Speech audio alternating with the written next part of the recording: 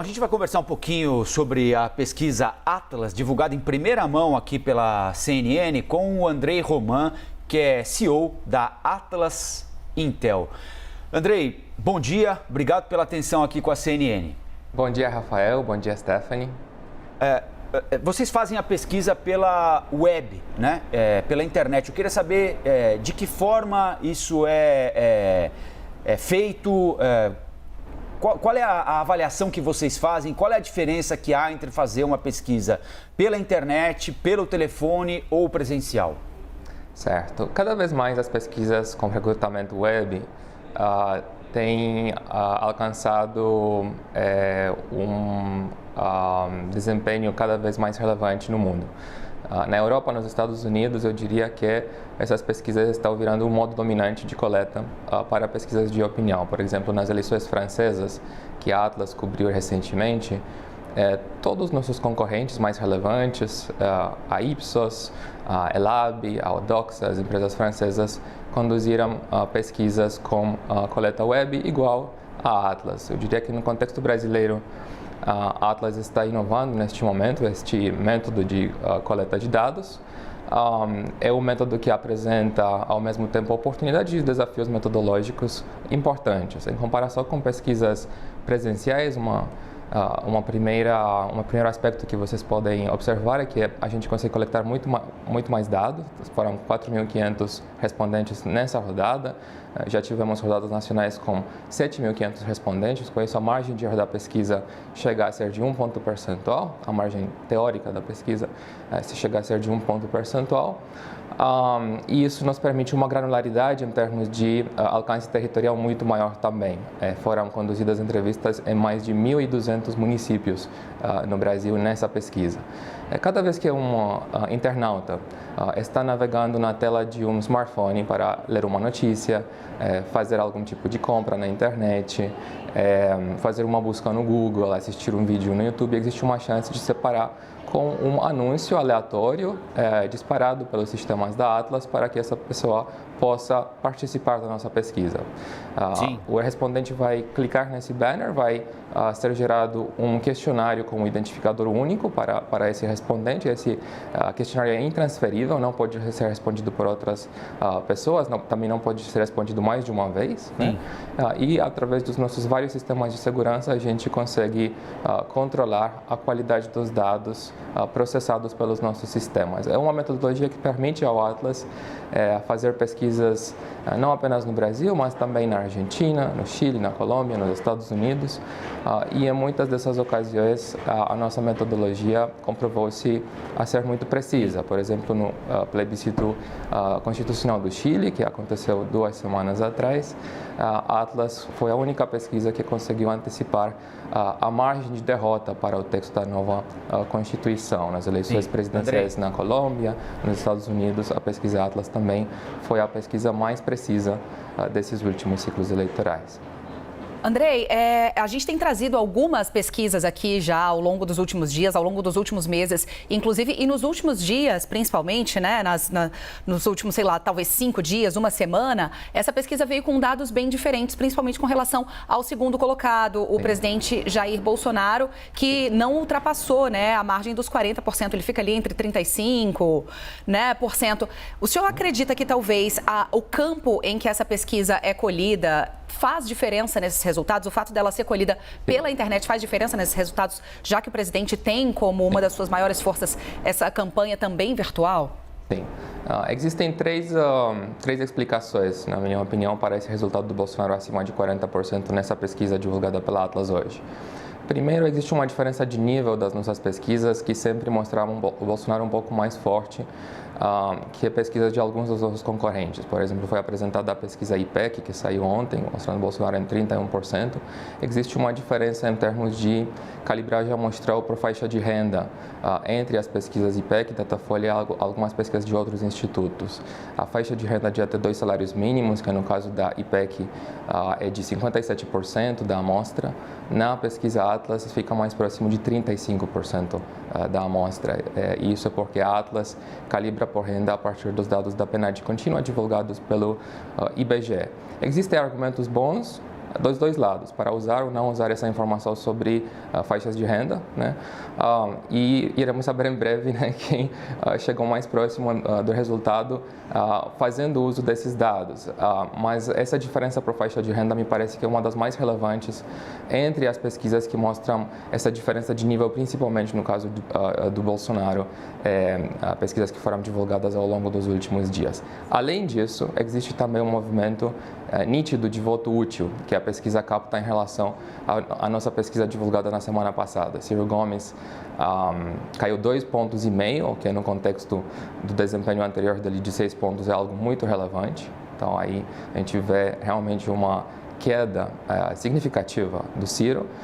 Me parece que existe um movimento de voto útil que afeta tanto o Ciro e a Simone Tebet, sendo que para o Ciro esse movimento foi acentuado ainda mais. Mas, Andrei, pela polêmica do esse movimento debate. de voto útil que você cita no caso da Atlas, ele estaria beneficiando mais o candidato Bolsonaro do que o candidato Lula? Não, está beneficiando os dois candidatos de forma bastante parelha, de forma bastante semelhante, né? Eu diria que entre os eleitores do Ciro, ao longo deste ciclo, muitos já tinham feito esse movimento de voto útil para o Lula. O Ciro pontuava 6 pontos percentuais na semana passada, isso é menos de metade do eleitorado dele em 2018, então boa parte do voto útil do eleitorado de esquerda saindo do Ciro, indo para o Lula, já tinha sido refletido nos números. O que a gente está vendo agora é uma percepção de uma chance do Lula vencer já no primeiro turno. Existe, então, um incentivo para outros eleitores migrarem ao Lula por conta disso, sendo que, de alguma maneira, esse dado também estimula um certo medo dos eleitores antipetistas que até hoje não se identificavam tão claramente com o Bolsonaro, estavam cogitando votar nele no segundo turno, mas estavam procurando uma outra opção para o primeiro turno e que enxergando essa fortaleza do Lula e querendo de alguma maneira fortalecer uma opção alternativa, estão aderindo mais uma vez ao Bolsonaro neste momento. São eleitores que votaram no Bolsonaro no segundo turno da eleição de 2018, né? Não necessariamente aprovam a gestão do Bolsonaro, não necessariamente se identificam com a figura dele, mas por conta dessa percepção de risco de vitória do Lula no primeiro turno, estão aderindo agora. No caso do Ciro, o perfil desses eleitores anti-PT é mais concentrado na região nordeste, de fato. Em regiões urbanas, tem aí um eleitorado um pouco mais conservador das grandes cidades nordestinas, como Fortaleza, Recife, Salvador, né? Que ao longo do tempo viu o Ciro de fato mais na postura de uma figura de contraponto à fortaleza local do PT, e então por conta disso eles tendem a migrar mais para o Bolsonaro que para o Lula. É um padrão que a gente viu também em 2018, quando em torno de 25% do eleitorado do Ciro migrou para o Bolsonaro no segundo turno. Estes eleitores ainda estavam com o Ciro até agora e parece que estão fazendo esse movimento de aderir ao Bolsonaro em decorrência dos últimos eventos de campanha, do último debate e de uma certa desconstrução cada vez mais forte que está sendo feita em relação ao Ciro. O Ciro tentou ao longo desse processo fazer uma crítica muito dura tanto ao Bolsonaro quanto ao Lula, buscando aí ampliar o seu espaço, sendo que neste processo o que a gente enxerga que aconteceu é que ele acabou de alguma forma frustrando a base dos eleitores seus que estava cogitando votar no Lula ou no Bolsonaro no segundo turno, e com isso ele meio que perdeu nas margens eleitores para os dois lados. Agora, Andrei, pelo que eu estou vendo aqui, eu estou sempre olhando para baixo aqui. Aliás, quero pedir desculpa ao Andrei e a quem está nos acompanhando, porque eu estou com a pesquisa aberta aqui no celular e a gente também fica aqui buscando recebeu uma colinha, a pesquisa agora há pouco e vai conhecendo a pesquisa juntos do Andrei aqui. Então, eu peço desculpa a quem está assistindo. Parece falta de educação da minha parte, mas é porque eu estou aqui no celular acompanhando todos os dados que a Atlas nos forneceu. E pelo que eu vejo aqui, Andrei, desde julho, em julho a diferença entre os dois foi de 10 pontos. Em agosto, de 9 pontos, Lula e Bolsonaro, né? 10 pontos em julho, 9 pontos em agosto, 10 pontos em 20 de setembro e agora 7,3 pontos em 27 de setembro. Você acha que dá para falar em alguma tendência? Porque essa diferença de 10 ou 9 está durando aí já há algum tempo, né? E agora ela cai para 7,3%. A gente pode falar em tendência ou é precipitado? Pode falar numa leve tendência de uma melhora na margem para o Bolsonaro, mas eu não diria que é uma tendência forte. É algo que, na minha opinião, era esperado, que na reta final ele ia recuperar alguns desses eleitores que já votaram na eleição anterior e que por falta de opção, por estarem querendo evitar uma volta do Lula ao poder, esse irão o movimento novamente do voto aderir, útil que você estava explicando, né? na última resposta, sim, né? Sim, então existe na margem uma leve melhora do Bolsonaro, mas ao mesmo tempo o que a série temporal de fato destaca ao longo do último ano é uma grande estabilidade das bases dos candidatos, né? Foi muito difícil para o Bolsonaro subir neste ciclo e tirar votos do Lula. O Lula tem aí uma fortaleza quase hegemônica em diversas demografias. Mulheres, nordestinos, o eleitorado mais pobre, o eleitorado que recebe o Auxílio Brasil, né? Se falou tanto sobre o Auxílio Brasil ao longo deste ano, o valor do auxílio aumentou em 50%, de R$ 400 para R$ 600. E mesmo com isso, o Bolsonaro não conseguiu melhorar de forma significativa o seu desempenho no público mais pobre.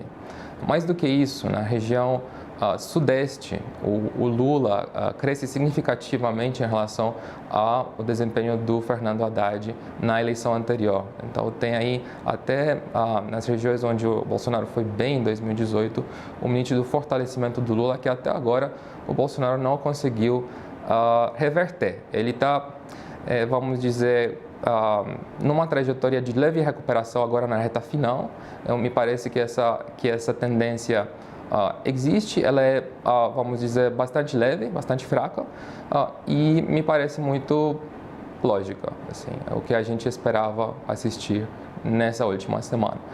Pela frente, o que a gente tende a analisar como um fator muito relevante é o desempenho dos candidatos no debate final dessa campanha, a mobilização de redes sociais e fenômenos como abstenção e mobilização relativa de eleitores. Andrei, quando é a próxima pesquisa Atlas? A próxima pesquisa Atlas sairá na sexta-feira e teremos uma também no sábado. Okay. E só para encerrar, Andrei, hoje você acha que a probabilidade maior é segundo turno ou terminar domingo? É muito difícil fazer essa análise por conta desse percentual tão alto de votos válidos para o Lula. Em votos válidos, o Lula está basicamente um empate técnico entre ganhar ou não no primeiro turno hoje. Então, vamos dizer que é uma chance muito alta. Eu diria que a chance do Lula vencer no primeiro turno é maior de 30%, né? Vai depender muito desses fatores que eu acabei de descrever. Se o Lula for muito bem nessa semana, né, se ele tiver um debate muito forte, se ele conseguir se defender nos pontos de maior vulnerabilidade que o Bolsonaro tentará explorar, né, ao longo da semana no horário eleitoral, nas redes sociais, que a gente sabe que são muito fortes do lado do atual presidente, então Lula poderá ter que enfrentar um segundo turno. Dependerá muito do desempenho deles nos próximos dias, então teremos uma semana de muita emoção aí pela frente. Vai ser emocionante essa reta final. Nós conversamos aqui com o Andrei Roman, que é CEO da Atlas Intel, nos ajudando a entender os números da pesquisa divulgada. Agora a gente traz números e traz análise sempre para você. Andrei, muito obrigada. Muito obrigado a vocês. Bom dia. Bom dia.